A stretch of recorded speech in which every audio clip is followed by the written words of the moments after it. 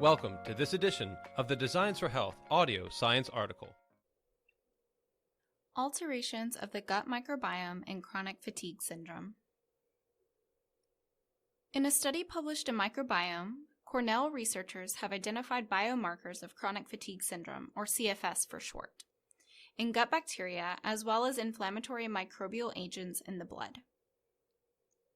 This is very interesting, but should come as no surprise, as many of these individuals commonly have gastrointestinal disturbances.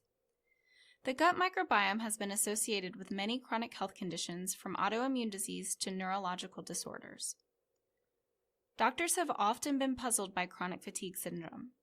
This is a condition with no known triggers, and its diagnosis typically requires extensive testing. Patients often complain of fatigue, muscle and/or joint pain, sore throat, headaches, sleep disturbances, post-exertional malaise, and gastrointestinal symptoms. In this study, the research team was able to correctly diagnose myalgic encephalomyelitis, or chronic fatigue syndrome, ME/CFS for short, in 83% of patients using stool samples along with blood work. The study consisted of 48 individuals diagnosed with ME and CFS and 39 healthy controls. Overall, the diversity of gut bacteria was significantly reduced.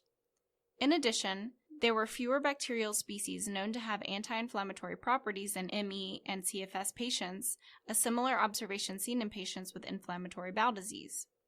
Furthermore, researchers identified specific markers of inflammation in the blood, which were likely due to intestinal permeability.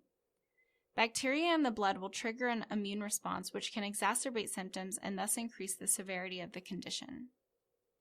The question we must ask is this: is the altered gut microbiome a cause or a result of the disease?